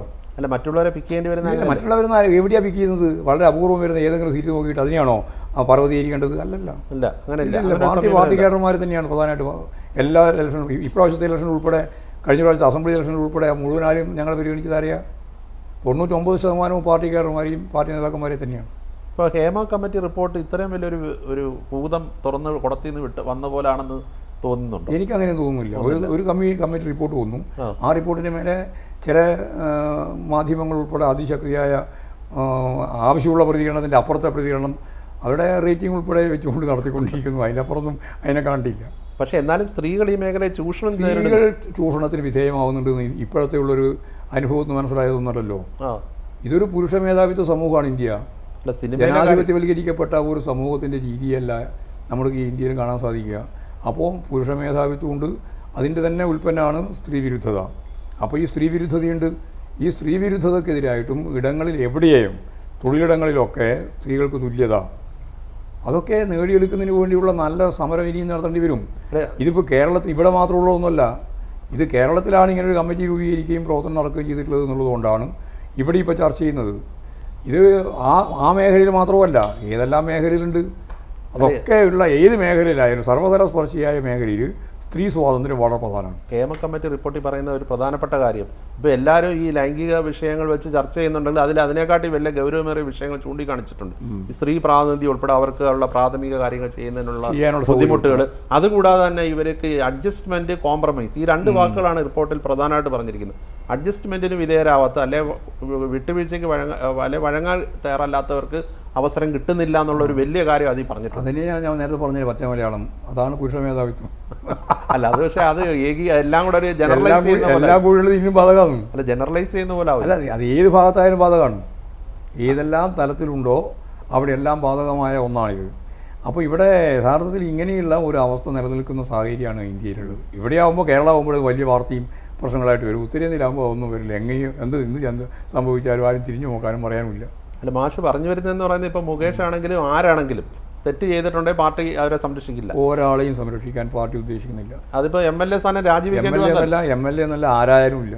അല്ല, വേറൊരു ഇതൊരു പ്രശ്നം പറയുന്ന വിമർശനം എന്ന് പറയുന്നത് MLA സ്ഥാനം രാജിവെച്ച കൊല്ലത്തും കൂടെ ഒരു ഉപതെരഞ്ഞെടുപ്പ്, അതൊന്നും ഞങ്ങൾ ആലോചിക്കുന്ന പ്രശ്നമില്ല. ഇല്ല, ഞങ്ങളിപ്പോൾ ആലോചിക്കുന്നത് അതിൻ്റെ മേലെ കൃത്യമായിട്ടുള്ള അന്വേഷണത്തിൻ്റെ ഭാഗമായിട്ട് വരുന്ന കാര്യം പരിശോധിക്കാം. പാർട്ടി അതിന് വെള്ളം ചേർക്കില്ല. അതിൽ വെള്ളം ചേർക്കും. പോലീസ് അന്വേഷണം വളരെ ഫലപ്രദമായി നടത്തും. ഒരു തരത്തിലുള്ള വ്യത്യാസമില്ലാതെ ഫലപ്രദമായിട്ട് ടീം അന്വേഷിക്കുന്നത് തന്നെയാണ് ഞങ്ങൾ കാണുന്നത്. ഇപ്പോൾ വയനാട് ഇപ്പം വലിയ രീതിയിലുള്ള രക്ഷാപ്രവർത്തനമാണ്, കേരളത്തിൻ്റെ ചരിത്രത്തിൽ തന്നെ ഉണ്ടായിട്ടുള്ള രക്ഷാപ്രവർത്തനമാണ് ഈ ഗവൺമെൻറ്റിൻ്റെ നേതൃത്വത്തിൽ നടന്നത്. പക്ഷേ അന്നേരം ആ രീതിയിൽ നടത്തുന്ന പ്രവർത്തനങ്ങളെയൊക്കെ ഇതുപോലുള്ള ചില വിവാദങ്ങൾ വരുമ്പോൾ അത് മൊത്തത്തിൽ ബാധിക്കില്ലേ? ഇല്ല, അതൊന്നും ബാധിക്കില്ല. ഇല്ല, അത് ഈ ലോകത്തിന് തന്നെ മാതൃകയാവുന്ന ഒരു പുനരധിവാസ പ്രവർത്തനമാണ് ഇപ്പോൾ അവിടെ നടത്താൻ ഉദ്ദേശിക്കുന്നത്. അത് വളരെ ഫലപ്രദമായിട്ട് കൈകാര്യം ചെയ്യണം തന്നെയാണ് ഗവൺമെൻറ് ഉദ്ദേശിക്കുന്നത്. അതിൻ്റെ ഭാഗമായിട്ടുള്ള പ്രവർത്തനത്തിലാണ് ഇതെല്ലാം പുകമുറ സൃഷ്ടിച്ചുകൊണ്ടുള്ള പുറത്തുള്ള വലിയ കാര്യങ്ങളാണല്ലോ. ഇതിനേക്കാളും പ്രധാനമായിട്ട് ഞങ്ങൾ കാണുന്നത് പുനരധിവാസം തന്നെയാണ്. ഇപ്പോൾ കഴിഞ്ഞ ദിവസം ഇപ്പോൾ മുകേഷിൻ്റെ കാര്യം പറഞ്ഞതിൻ്റെ ഇടയിൽ ഒരു കാര്യമുണ്ട്. കഴിഞ്ഞ ദിവസം തൃശ്ശൂരിൽ വെച്ച് കേന്ദ്രമന്ത്രി സുരേഷ് ഗോപി അദ്ദേഹം മാധ്യമപ്രവർത്തകരോട് അവരെ തെള്ളി മാറ്റി എന്നിട്ട് ഇപ്പോൾ അദ്ദേഹം മാധ്യമപ്രവർത്തകർക്കെതിരെ കേസ് കൊടുത്തിട്ടുണ്ട്. അതേക്കുറിച്ച് എന്ത് പറയുന്നു? അതല്ല, അത് നമ്മൾ കണ്ടത് തന്നെയല്ലേ ചിത്രം. അദ്ദേഹം അങ്ങനെ പെരുമാറാൻ പാടില്ല. ഒരു രാഷ്ട്രീയ പ്രവർത്തനം മാത്രമല്ല, അദ്ദേഹം ഒരു കേന്ദ്രമന്ത്രിയാണ്. കേന്ദ്രമന്ത്രി എടുക്കേണ്ടുന്ന ഒരു നിലവാരമുണ്ട്. ആ നിലവാരത്തിൻ്റെ അപ്പുറത്ത് ഏതെങ്കിലും സിനിമയിലെ ഒരു റോളിൻ്റെ രീതിയിൽ ജനങ്ങളോട് കൈകാര്യം ചെയ്യാൻ പാടില്ല. ഒരു സിനിമയല്ല രാഷ്ട്രീയം. സിനിമയല്ല രാഷ്ട്രീയം. രാഷ്ട്രീയമായിട്ട് തന്നെ കാണുന്നു. ജനസേവനമാണല്ലോ രാഷ്ട്രീയത്തിൻ്റെ ഏറ്റവും പ്രധാനപ്പെട്ട മർമ്മപ്രധാനമായ ഉന്നം. ജനങ്ങളെ സേവിക്കുക എന്നുള്ളതാണ്, ജനങ്ങൾക്ക് വേണ്ടി പ്രവർത്തിക്കുക എന്നുള്ളതാണ്. സ്വാഭാവികമായിട്ടും ജനങ്ങളുടെ ജനാധിപത്യപരമായ അവകാശങ്ങളും ജനാധിപത്യപരമായിട്ടുള്ള ചോദ്യങ്ങളും അതിനെല്ലാം മറുപടി പറഞ്ഞുകൊണ്ടല്ലേ ഏത് രാഷ്ട്രീയക്കാരനായാലും മുന്നോട്ടേക്ക് പോകാൻ സാധിക്കുള്ളൂ. അപ്പോൾ ഈ പാർട്ടി കോൺഗ്രസ് ഏപ്രിലിൽ വരുമ്പോൾ കേരളത്തിലെ മന്ത്രിസഭയിൽ ഒരു മാറ്റമോ അഴിച്ചുപണിയോ അങ്ങനെ ഉണ്ടാവും? അതെന്തിനാണ് അങ്ങനെ ഒരു അഴിച്ചുപണി ഉണ്ടാവും? കാരണം പിന്നെ 2 വർഷം, ഇപ്പോൾ ഈ 2 വർഷം കൂടെ ഈ മന്ത്രിസഭയ്ക്ക് ബാക്കിയുള്ളൂ. അതിലൊരു പുതിയ പ്രതിച്ഛായ സൃഷ്ടിക്കാൻ വേണ്ടി അത് നമ്മൾ ആലോചിക്കും. ഈ മന്ത്രിസഭയ്ക്ക് തന്നെ നല്ല പ്രതിച്ഛായ ഉണ്ട്. ഇപ്പം തന്നെ ചില മന്ത്രിമാരെ കുറിച്ച് വിമർശനമുണ്ട്. ഇപ്പം തന്നെ സജി ചെറിയാൻ എന്ന് പറയുന്ന മിനിസ്റ്റർ, അദ്ദേഹം ഓരോ സമയത്ത് ഓരോന്ന് പറയുന്ന പാർട്ടിക്ക് തലവേദനയാവുന്നില്ല. അത് സംബന്ധിച്ച് കാണേണ്ടതെന്ന് വെച്ചാൽ ഏതെങ്കിലും ഒരു സന്ദർഭത്തിൽ പറയുന്ന ഏതെങ്കിലും ഒരു കാര്യത്തെ അടർത്തിയെടുത്തിട്ട് അത് പർവ്വതീകരിച്ച് ഇത് ഭയങ്കരമായ അങ്ങനെ പ്രശ്നമാണെന്ന് പറയുന്നതിൻ്റെ ഒരു രൂപമാണത്. അതൊന്നും അതിൽ കവിഞ്ഞൊന്നുമില്ല. അല്ല, ഈ ലോക്സഭാ തെരഞ്ഞെടുപ്പ് കഴിഞ്ഞിട്ട് പാർട്ടി സെൻട്രൽ കമ്മിറ്റി ഇറക്കിയ കമ്മ്യൂണിക്കയിൽ ധാർഷ്ട്യവും ഇതെല്ലാം അടിമുടിയുള്ള ഒരുപാട് നേതാക്കളുണ്ടെന്ന് പറഞ്ഞു. അക്കാര്യത്തിൽ അങ്ങനെയല്ല പറഞ്ഞത്. പാർട്ടി തിരുത്തേണ്ടുന്ന ഒരുപാട് കാര്യങ്ങൾ. ഇത് ധാർഷ്ട്യത്തിന്റെ കാര്യം, അതെല്ലാം തിരുത്തണം. ധാർഷ്ട്യത്തിന്റെ കാര്യം പറയും, അതൊക്കെ തിരുത്തു തന്നെ ചെയ്യും. തിരുത്തും. ഒരു സംശയം. പക്ഷെ അങ്ങനെ തിരുത്തുമ്പോൾ ഈ മന്ത്രിമാരൊക്കെ ചിലരൊക്കെ അതിൽ ഏത് മന്ത്രിമാരെ അങ്ങനെ തിരുത്തേണ്ടത്? ധാർഷ്ട്യമുള്ള മന്ത്രിമാരെ പറ്റി പറഞ്ഞില്ലല്ലോ. അല്ല, ചില മന്ത്രിമാർ, ഇപ്പോൾ എല്ലാവരും എടുത്ത് പറയാൻ പറ്റില്ല, ചില മന്ത്രിമാർ ആൾക്കാരോടുള്ള പെരുമാറ്റം അല്ലെങ്കിൽ ഫോണിൽ വിളിച്ചാൽ കിട്ടാത്ത മന്ത്രിമാർ വരെ ഉണ്ടെന്ന് MLA പോലും പരാതി. ഫോണിൽ വിളിച്ചാൽ കിട്ടണത് മാത്രമേ ഉള്ളൂ. അങ്ങനെ വരുമ്പോൾ ഫോൺ വിളിച്ചാൽ കിട്ടാത്ത മന്ത്രിമാരുണ്ടെങ്കിൽ ഫോൺ വിളിച്ചാൽ മന്ത്രിമാരെ കിട്ടണം. ഗവൺമെന്റിന്റെ ദൈനംദിന പ്രവർത്തനങ്ങളിൽ പാർട്ടിക്ക് ഇടപെടാൻ പറ്റില്ല. പക്ഷേ പാർട്ടിയുടെ നയമല്ലേ ഈ ഗവൺമെന്റ് നടപ്പിലാക്കേണ്ടത്? അത് നമുക്ക് പാർട്ടിയുടെ നയത്തിന് അടുത്ത വർഷം പുള്ളിയുടെ നയമാണ് നടപ്പിലാക്കുന്നത്. പക്ഷേ പാർട്ടി അതിനെ വിലയിരുത്തുകയും നിരീക്ഷിക്കുകയും ചെയ്യുന്നുണ്ട്. കൃത്യമായിട്ട് ചെയ്യുന്നുണ്ട്. ആ രീതിയിൽ എല്ലാ കാര്യങ്ങളും കൃത്യമായിട്ട് പാർട്ടി ആലോചിക്കുന്നുണ്ട്, ചർച്ച ചെയ്തുകൊണ്ട് തന്നെയാണ് ഗവൺമെന്റ് മുന്നോട്ടേക്ക് പോകുന്നത്. അന്നേരം എല്ലാ മന്ത്രിമാരുടെയും പ്രവർത്തനങ്ങളിൽ പാർട്ടി സംതൃപ്തരാണ്? അല്ല, എല്ലാ മന്ത്രിമാരുടെയും പ്രവർത്തനം മെച്ചപ്പെട്ട രീതിയിൽ മുന്നോട്ടേക്ക് കൊണ്ടുപോകുന്നതിന് വേണ്ടിയിട്ട് ആവശ്യമായ എന്തെല്ലാം ചെയ്യണോ അതാണ് പാർട്ടി ചെയ്തുകൊണ്ടിരിക്കുന്നത്. പിന്നെന്താ? അത് ഈ തെരഞ്ഞെടുപ്പിന് ശേഷമാണോ പണ്ടുതൊട്ടാണ് ചെയ്യുന്നുണ്ടോ? അല്ല, മുമ്പും അത് ശേഷമുണ്ട്. ശേഷം കൂടുതൽ ജാഗ്രതയോടുകൂടി ചെയ്യണം എന്നുള്ളതാണ് കാര്യം. ഇപ്പോൾ പേഴ്സണൽ സ്റ്റാഫിൽപ്പെട്ടവർക്കെതിരെ വിമർശനം ഉണ്ടായി. അന്നേരം ഈ അടുത്തിടെ എന്തോ പേഴ്സണൽ സ്റ്റാഫിൽപ്പെട്ടവരുടെ മീറ്റിംഗ് വരെ നടന്നതായിട്ട് കേട്ടു. അല്ല, പേഴ്സണൽ സ്റ്റാഫിൻ്റെ ഭാഗമായിട്ട് വരുന്ന ഞങ്ങളുടെ പാർട്ടി കേഡർമാരെ മാത്രമല്ലേ ഞങ്ങൾക്ക് കൈകാര്യം ചെയ്യാൻ പറ്റുള്ളൂ. അത് ഞങ്ങൾ കൈകാര്യം ചെയ്യുന്നുണ്ട്, മുമ്പുണ്ട്, ഇപ്പോൾ ഉണ്ട്. ഈ തെരഞ്ഞെടുപ്പ് കഴിഞ്ഞപ്പോൾ മന്ത്രിസഭ എങ്ങനെ പ്രവർത്തിക്കണം, അതായത് ഔദ്യോഗിക കാര്യങ്ങളല്ല, മന്ത്രിമാർ പെരുമാറ്റച്ചട്ടം അല്ലെ ഒരു പ്രവർത്തന നിർദ്ദേശം അല്ലെ മാർഗരേഖ വരുമെന്നൊക്കെ കേട്ടിരുന്നു. മന്ത്രിമാരുൾപ്പെടെ ജനങ്ങളെ കാണാനും ജനങ്ങളുടെ പരാതികൾ മനസ്സിലാക്കാനും ആവശ്യമായ സമയം കണ്ടെത്തി പ്രവർത്തിക്കേണ്ടിയുണ്ട്. അതുപോലെ തന്നെ 3-4 ദിവസം ചുരുങ്ങിയത് ഈ തിരുവനന്തപുരം കേന്ദ്രത്തിൽ ഉണ്ടാവേണ്ടിയുണ്ട്. തുടങ്ങിയിട്ടുള്ള കാര്യങ്ങളൊക്കെ ഞങ്ങൾ തീരുമാനിച്ചിട്ടുണ്ട്. തിരുവനന്തപുരത്ത് 3-4 ദിവസം ഉണ്ടാവണം. സാധാരണ മന്ത്രിസഭ കഴിഞ്ഞ ഉടനെ എല്ലാവരും പിരിഞ്ഞു പോലാണ്. അത് പറ്റില്ല എന്ന് പറഞ്ഞിട്ടുണ്ട്. ഇപ്പോൾ ഉദ്യോഗസ്ഥന്മാർ റിട്ടയർ ചെയ്ത് കഴിഞ്ഞാൽ, ഇപ്പോൾ ചീഫ് സെക്രട്ടറിമാരുടെ കഴിഞ്ഞ ഒരു 10 വർഷത്തേക്ക് പിന്നിലോട്ട് നോക്കിക്കഴിഞ്ഞാൽ ആര് റിട്ടയർ ചെയ്ത് കഴിഞ്ഞാൽ അവർ വീണ്ടും പുതിയ പദവിയിലിരിക്കുന്നുണ്ട്. അതെന്ത് പ്രവണതയാണ്? അല്ല, നമ്മളെ ഏറ്റവും പ്രധാനപ്പെട്ട ശേഷിയുള്ളവരല്ലേ അവരൊക്കെ പറ്റാവുന്ന ചില പോസ്റ്റുകളൊക്കെ വരുമ്പോൾ അവരെയും കൂടി പരിഗണിക്കുന്നു എന്ന് മാത്രമേ ഉള്ളൂ. അവരെ മാത്രമല്ല പരിഗണിക്കുക, അവരുൾപ്പെടെ പരിഗണിക്കുന്നു എന്ന് മാത്രമേ ഉള്ളൂ. അല്ല, അത് വലിയ തുക ശമ്പളം നൽകിയാണ് പരിഗണിക്കുക. ശമ്പളമൊക്കെ ഇവരുടെ സ്വാഭാവികമായിട്ടും റിട്ടയർ ചെയ്ത് വരുന്ന ആളുകളുടെ കാര്യം കൂടി ചേർത്തിട്ടാണല്ലോ ശമ്പളം. കേരളത്തിൽ അങ്ങനെ ശമ്പളത്തിന്റെ ഒരു കാര്യം പെൻഷൻ കൂടെ ചേർത്തില്ല. പക്ഷേ ചിലരുടെ കാര്യത്തിൽ അങ്ങനെ അല്ലാന്ന് പറയും. ക്യാബിനറ്റ് റാങ്ക് നൽകിയ ഉദ്യോഗസ്ഥൻ അങ്ങനെ അല്ലെന്ന് വിമർശനം. അല്ലല്ല, അങ്ങനെയാണ്, എല്ലാ കാര്യങ്ങളും അങ്ങനെയാണ്. ഇപ്പോൾ ഈ പെൻഷൻ പ്രായം ഉയർത്തുന്ന കാര്യം പാർട്ടി ആലോചിക്കുന്നു? ഇല്ല, ആലോചിച്ചിട്ടില്ല. അങ്ങനെ ആലോചിക്കുന്നുണ്ട്. അപ്പോൾ മറ്റൊന്ന്, ഇപ്പോൾ സജീവ ചർച്ചാ വിഷയമായിരിക്കുന്ന ആണവ നിലയം. കേരളത്തിൽ ഒരു ആണവ നിലയം വരാൻ പോകുന്നു. ചീമേനി, അതിരപ്പള്ളി സ്ഥലങ്ങളിൽ ഇങ്ങനെ സ്ഥലപരിശോധന നടക്കുന്നു. അത് പാർട്ടി അങ്ങനെ ഒരു തീരുമാനം എടുത്തു? ഇല്ല, പാർട്ടി തീരുമാനിച്ചിട്ടില്ല. ആണവ നിലയത്തിന് അനുകൂലമാണോ പാർട്ടി? ആണവ നിലയത്തിന്റെ പശ്ചാത്തലം ഞങ്ങൾ ചർച്ച ചെയ്തിട്ടേ ഇല്ല. അന്നേരം പാർട്ടി ചർച്ച ചെയ്ത ഒരു കാര്യത്തിൽ ഇങ്ങനെ പ്രവർത്തനങ്ങൾ മുന്നോട്ട് വന്നു. നിങ്ങൾ പ്രവർത്തനം നടക്കുന്നു എന്ന് പറയുന്നുണ്ട്, ഞങ്ങൾ അറിയുന്നില്ല. ഇല്ല. പാർട്ടിയിലെ വിഭാഗീയത, പണ്ട് പാർട്ടിയിൽ വലിയ വിഭാഗീയത ഉണ്ടായിരുന്നു നേതൃതലത്തിൽ. പക്ഷേ ഇപ്പം നേതൃതലത്തിലില്ല, താഴെ തട്ടിലുണ്ടെന്ന് പറഞ്ഞു. ഇല്ല, ഇപ്പോൾ എവിടെയും വിഭാഗീയതയില്ല. CPM-ൽ മുമ്പൊന്നും ഇല്ലാത്ത രീതിയിൽ ഈ ലോക്സഭാ തെരഞ്ഞെടുപ്പ് കഴിഞ്ഞ ശേഷം ജില്ലാ കമ്മിറ്റികളിൽ നടത്തിയ വിലയിരുത്തൽ യോഗത്തിൽ സംസ്ഥാന നേതാക്കൾക്കെതിരെ അല്ലെ പാർട്ടി മുഖ്യമന്ത്രി അടക്കമുള്ളവർ ഭയങ്കരമായ വിമർശനത്തിന് വിധേയരായി. അതെല്ലാ സന്ദർഭത്തിലും തോറ്റാലൊക്കെ എങ്ങനെ വിമർശനം ഉണ്ടാവും? ഇത്രയും ഇതിനേക്കാളൊക്കെ വലിയ വിമർശനം കേട്ടവരെ നമ്മളെല്ലാം പാർട്ടി മുഖ്യമന്ത്രിയുടെ മേൽ പാർട്ടിക്ക് മുഖ്യമന്ത്രി മാത്രമല്ല, ഓരോ ഘട്ടത്തിലും പാർട്ടി തോൽക്കുന്ന സന്ദർഭത്തിലും ജയിക്കുന്ന സന്ദർഭത്തിലും എല്ലാം, തോറ്റാലും ജയിച്ചാലും പാർട്ടിക്കകത്ത് തുറന്ന ചർച്ച സംഘടിപ്പിച്ചുകൊണ്ട് അതിൻ്റെ റിവ്യൂ റിപ്പോർട്ട് തയ്യാറാക്കുന്നതിന് വേണ്ടിയുള്ള താഴെ തലത്തു നിന്നുള്ള ഇടപെടലും ഒക്കെ മുമ്പും കൈകാര്യം ചെയ്തിട്ടുണ്ട്, ഇപ്പോൾ കൈകാര്യം ചെയ്തിട്ടുണ്ട്. അതിന് വലിയ വേറെ അത്ഭുതമൊന്നുമില്ല. പിന്നെ അന്നോ ഇല്ലാതെ ഒരു കാര്യം, ഇപ്പോൾ പത്രങ്ങളിലൊക്കെ ഒരുപാട് വാർത്തകൾ വരുന്നു എന്നുള്ളത് മാത്രമേ ഉള്ളൂ. അല്ലാണ്ട് വേറെ കാര്യം അതാ അപ്പോൾ തന്നെ ചോർത്തി കൊടുക്കുകയോ അല്ലെങ്കിൽ ചോർന്നു പോകുന്നതോ അല്ലെങ്കിൽ ആലങ്കാരികമായിട്ട് ചില മാധ്യമങ്ങൾ തന്നെ സൃഷ്ടിക്കുന്നതോ ആയ വാർത്തകൾ, ഇതൊക്കെ ശരിയായ വാർത്തയാണെന്ന് വിചാരിച്ചിട്ടാണ് പലരും ചർച്ച ചെയ്യുന്നത്. ചോർന്ന് പോകുന്നുണ്ടെങ്കിൽ അത് അച്ചടക്കലൊക്കെ കൂടെ അല്ലേ? അത് തെറ്റാണ്, പാടില്ലാത്തതാണ്. അതുകൊണ്ട് പാർട്ടിയുടെ ആ ഒരു ഡിസിപ്ലിൻ പോയോ? ഡിസിപ്ലിൻ ഒന്നും പോയിട്ടില്ല. പാർട്ടി ഡിസിപ്ലിൻ പോയാൽ അവന് പാർട്ടി ഉണ്ടാവും. അല്ലെ, പാർട്ടിയിൽ പൊതുവേ വന്ന ചർച്ചകളിൽ ഒരു മുഖ്യമന്ത്രിയുടെ പ്രവർത്തന ശൈലി ചില മാറ്റം വരുത്തണമെന്നായിരുന്നു. അല്ല, എല്ലാവരുടെയും മേലെ പാർട്ടിക്ക് സ്വയം വിമർശനം നടത്താനുള്ള അധികാരാവകാശമുണ്ട്. അത് ഇന്നയാൾ എന്നൊന്നും കണക്കാക്കേണ്ടില്ല. എല്ലാവരും തിരുത്തി മുമ്പോട്ടേക്ക് പോകേണ്ടതുണ്ട് എന്ന് പാർട്ടി തീരുമാനിക്കുകയും ചെയ്തിട്ടുണ്ട്. അത്രയേ ഉള്ളൂ കാര്യം. അല്ലെ, പാർട്ടി തിരുത്തുമ്പോൾ അതിൽ വലിയ രീതിയിലുള്ള അധികാര മാറ്റങ്ങൾ, സ്ഥാനചലനങ്ങളൊക്കെ ഉണ്ടാവുന്നൊക്കെയുള്ള ഈ പറഞ്ഞ നിനക്ക് വെറുതെയുള്ള ആലങ്കാരിക വെറുതെയുള്ള പ്രഖ്യാപനങ്ങൾ മാഷിന്റെ പേര് ഉൾപ്പെടെ പറഞ്ഞു കേട്ടിരുന്നു. അതിനെ പ്രത്യേകിക്കുകയാണ്. മാഷ് പാർട്ടി സെക്രട്ടറി മാത്രമല്ലല്ലോ, MLA കൂടെ ആണല്ലോ. ഏത് പദവിയിൽ വേണമെങ്കിലും വരാമല്ലോ. അങ്ങനെയുള്ള ചർച്ചകൾ ഒന്നും തന്നെ ഉണ്ടായിട്ടില്ല. ഒന്നുമില്ല. അതെല്ലാം തെറ്റായ പ്രചരണം മാത്രമാണ്. പാർട്ടിയുടെ ഒരു ടേം ഉണ്ട്, ഇപ്പോൾ 2 ടേം അല്ലെങ്കിൽ 75 വയസ്സെന്നൊക്കെ പറയുന്നുണ്ട്. മാഷ് ഇനിയിപ്പോൾ നോർമൽ ലെവലിൽ മാഷ് തന്നെ പാർട്ടിയുടെ സംസ്ഥാന സെക്രട്ടറി ആയിട്ട് വീണ്ടും തുടരും. പാർലമെന്ററി രാഷ്ട്രീയം തീരുമാനിക്കേണ്ടത്. പാർലമെന്ററി രാഷ്ട്രീയം ഉപേക്ഷിക്കൂ. അല്ല, അതെല്ലാം തീരുമാനിക്കുന്നത് പാർട്ടിയാണ്. പാർലമെന്ററി പ്രവർത്തനമായാലും പാർട്ടി സംഘടനാ രംഗത്ത് കേന്ദ്രീകരിക്കുന്നതായാലും ഒക്കെ തീരുമാനിക്കുന്നത് പാർട്ടിയാണ്. ഇപ്പോൾ പാർട്ടി അഭിപ്രായം പറയേണ്ട ഒരു വിഷയം അല്ലെങ്കിൽ പോലും പാർട്ടിയുടെ ഒരു കാലത്ത് സഹയാത്രികനായിരുന്ന ചെറിയാൻ ഫിലിപ്പ് ഇടയ്ക്ക് ഈ തെരഞ്ഞെടുപ്പെല്ലാം കഴിഞ്ഞ ശേഷം അടുത്തിടെ 1 മാസത്തിന് മുമ്പാണ് ഒരു സ്റ്റേറ്റ്മെൻറ്റ് ഇറക്കി, MA ബേബിയും സംഘവും ചേർന്ന് പാർട്ടി പിടിച്ചെടുക്കാനുള്ള നീക്കം തുടങ്ങി, തോമസ് ഐസക് എല്ലാവരും അതിനുണ്ടെന്ന്. അങ്ങനെ ഒരു കുറുമുന്നണി ഉണ്ടോ? ഒരു മുന്നണിയുമില്ല. ഒരു വേറെ മുന്നണിയുമില്ല. പാർട്ടി മാത്രമേ ഉള്ളൂ. പാർട്ടി ഉറച്ച നിലപാട് സ്വീകരിച്ച് പാർട്ടി മുന്നോട്ടേക്ക് പോവുക. തെറ്റായ ഒരു പ്രവണതയെയും പാർട്ടി അംഗീകരിക്കില്ല. പാർട്ടി മൂല്യങ്ങളും മെറിറ്റും ഇത് അടിസ്ഥാനപ്പെടുത്തിയിട്ടാണ് പാർട്ടി കേരളത്തിലുടനീളം, ഇന്ത്യയിലുടനീളം കെട്ടിപ്പടുത്ത് മുന്നോട്ടേക്ക് പോകാൻ ഉദ്ദേശിക്കുന്നത്. ഇപ്പോൾ പാർട്ടി കോൺഗ്രസ് വരുമ്പോൾ കേരളത്തിൽ നിന്നുള്ളൊരു ദേശീയ ജനറൽ സെക്രട്ടറി ഉണ്ടാവും? അതൊന്നും ഇപ്പോൾ പറയാൻ സാധിക്കില്ല. അല്ലെങ്കിൽ പാർട്ടി കോൺഗ്രസ് തീരുമാനിക്കേണ്ടതാണ്. അങ്ങനെയാണ്.